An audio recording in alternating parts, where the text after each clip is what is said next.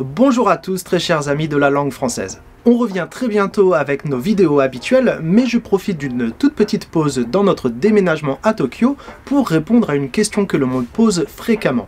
Est-ce une bonne idée d'étudier le français? Bon alors je comprends bien le problème, c'est toujours un tout petit peu délicat de se lancer dans les études d'une langue étrangère. Vos parents et vos proches vous disent peut-être que c'est pas très safe au niveau de l'emploi et qu'il vaut mieux étudier les maths, les nouvelles technologies ou le commerce. Et quitte à étudier une langue étrangère, pourquoi pas plutôt l'anglais, qui est la langue la plus utilisée dans le monde, ou voire même le japonais, car après tout le Japon c'est l'un des plus grands partenaires commerciaux de la Chine. Alors que bon, la France, vu comme ça, on s'en fout un peu en fait. Donc pourquoi étudier le français? Déjà tout simplement parce que ça vous intéresse.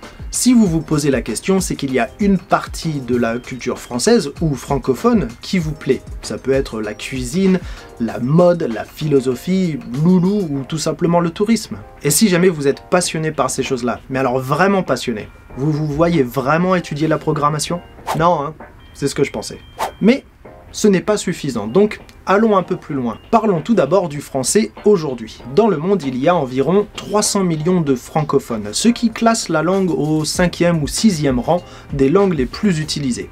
Mais au nombre de pays qui utilisent officiellement le français, c'est la deuxième langue dans le monde, puisqu'il y en a 29. En quoi est-ce que c'est important? Eh bien déjà parce que ça diminue les risques.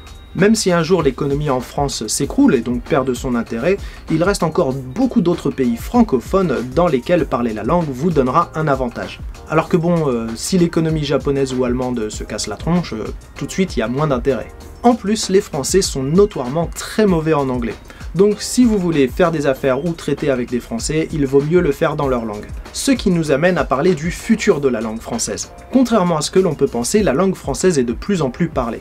C'est surtout le cas grâce aux pays francophones d'Afrique où la démographie augmente rapidement. Dans le cas de la Chine, l'Afrique est déjà un partenaire majeur et représente donc un marché grandissant pour lequel il est quand même sacrément important de parler français. Et si votre intérêt est plus européen, il faut parler français aussi. Jusqu'ici, les trois langues les plus importantes dans l'Union européenne, c'était l'allemand, l'anglais et le français. Mais disons que depuis le Brexit, l'anglais a un petit peu perdu sa place et donc le français va gagner en importance. Donc sur le territoire européen, c'est le français qui va vraiment gagner en popularité. Et à la limite, même si vous ne voulez pas en faire votre métier, le français c'est quand même un sacré bon plan. Pendant plusieurs centaines d'années, le français c'était un petit peu la langue numéro 1, et donc il y a eu des milliers et des milliers de textes qui n'ont jamais été traduits dans d'autres langues. Apprendre le français vous donne donc un avantage, même si votre truc c'est plutôt les sciences, l'art ou la philosophie. Bref, je vous ai donné plusieurs raisons pour vous rassurer sur le choix de cette langue.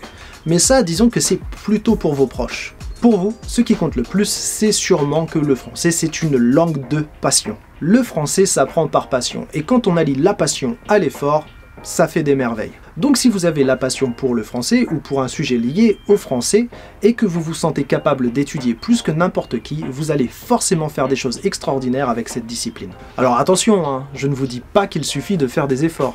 Comme pour n'importe quelle langue, il faut bien sûr la travailler, se donner des objectifs et savoir saisir les opportunités qui s'offrent à vous. Et croyez-moi, dans le cas du français, elles sont nombreuses. Voilà, c'était ma petite contribution au sujet. J'espère que ça va vous aider. Tiens d'ailleurs, au passage, j'aimerais beaucoup savoir ce qui vous a poussé vers le français. Quelle passion ou quel événement vous a amené vers cette langue? N'hésitez pas à laisser vos réponses dans les commentaires, dans les tanmous ou à me les envoyer par message privé. Merci beaucoup d'avoir regardé cette vidéo. Je vous retrouve très bientôt pour plus de contenu sur la langue et la culture française. En attendant, n'hésitez pas à liker et partager celle-ci. Bonne journée à tous et à plus!